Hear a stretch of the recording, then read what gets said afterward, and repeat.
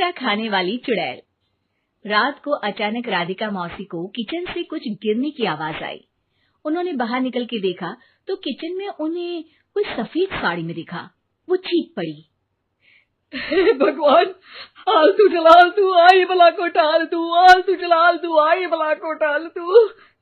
राधिका मौसी को चीखते सुनकर श्रवण बाहर आता है भागते हुए।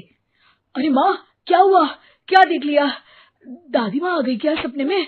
अरे बेटा, रसोड़े में देख तो कौन है? श्रवण रसोड़ी में झांक कर देखता है और उसे कोई नहीं दिखता अंदर। अब रसोड़ी में तो कोई नहीं है माँ।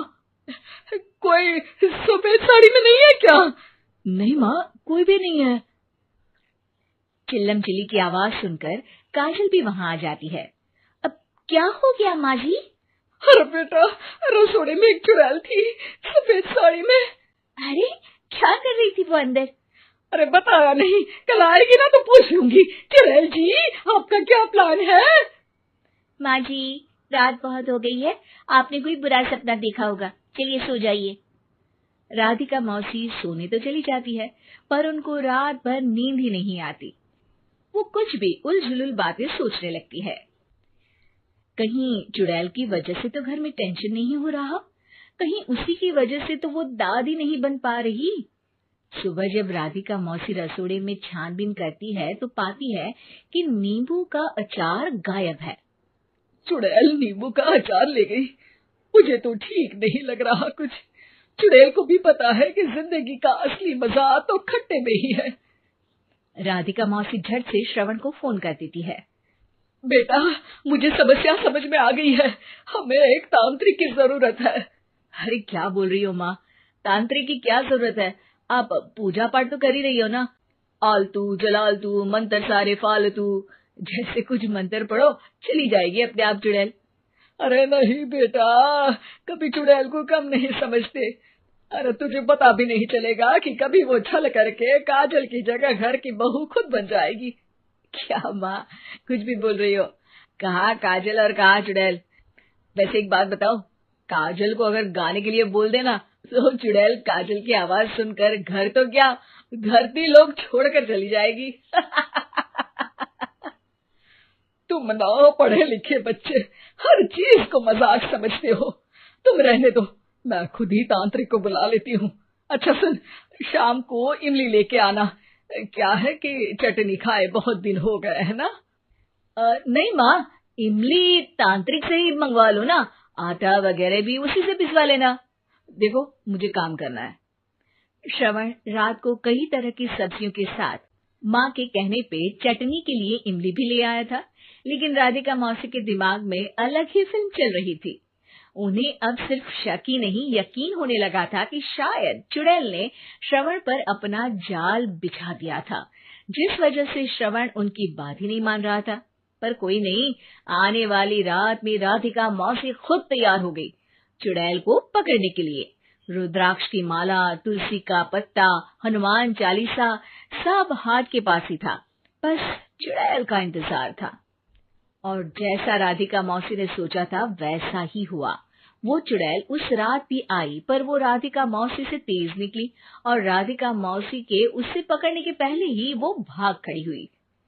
जरूर बहू पे साया है उस चुड़ैल का, तभी तो श्रवण के कमरे में गई है। और अगली सुबह राधिका मौसी पिछली रात हुए हमले में किन चीजों का नुकसान हुआ उसका हिसाब लगा रही थी।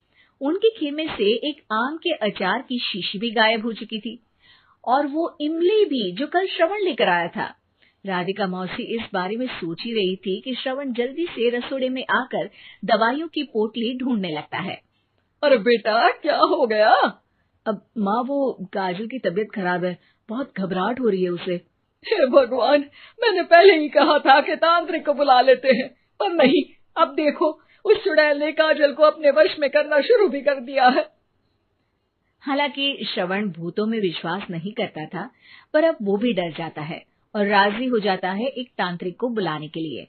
कुछ ही घंटों में तांत्रिक आ जाते हैं और राधिका मौसी तांत्रिक जी को सब बता देती है। घोर संकट, घनघोर संकट, चुड़ैल को मारू जोर चाकट, ओम भट स्वाहा खटखा के आहा। अरे ये क्या मंत्र है? मेरे खुद के ओरिजिनल मंत्र है, कल रात को ही लिखे हैं। अच्छे लगे तो दाद चाहूंगा। एक और मंत्र सुनो। अर्ज किया है आब्राकडाब्रा, दिल्ली बम्बई आगरा, चंदा मामा सोबरले सुरन मामू जारा। ये मंत्र है? अरे कोई 40 वालीसा पढ़ो ना। वक्त कम है, 40 नहीं पड़ेंगे, 20-25 में काम चलाना पड़ेगा।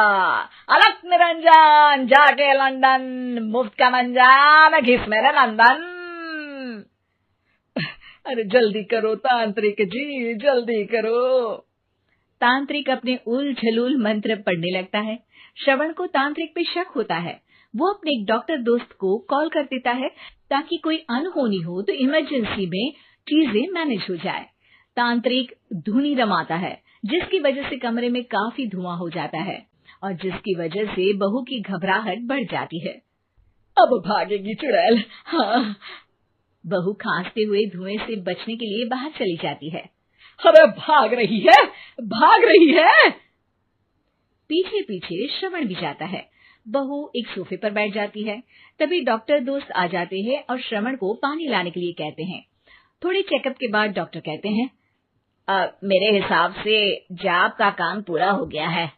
क्या मतलब? अरे कुछ भी नहीं माँ, कोई चुड़ैल नहीं है, खुशखबरी है, अब दादी बनने वाली है। मगर वो सब अचार के डब्बे। श्रवण दोनों अचार के डब्बे अपनी माँ को दिखाता है, जो कि उनके बिस्तर के नीचे छुपे हुए थे। आपने सही बोला था माँ, वो चुड़ैल काजल ही थी जो खट्टा खा रही थी। हमें कल ही पता चला, पर हमने आपको ये तांत्रिक वाला काम करने दिया ताकि आपको भरोसा हो जाए कि भूत वगैरह कुछ होता ही नहीं। अच्छा, ये तो बड़ी खुशी की बात है। पर बेटा मुझे एक झाड़ू तो ला दे। क्यों माँ? ये तांत्रिक का भूत उतारती हूँ मैं। अब तांत्रिक राधा मौसी के डर से घर से भाग निकलता है और राधा मौसी उसके पीछे भागती है। अरे संकट ये घनघोर है, तांत्रिक मुआ चोर है।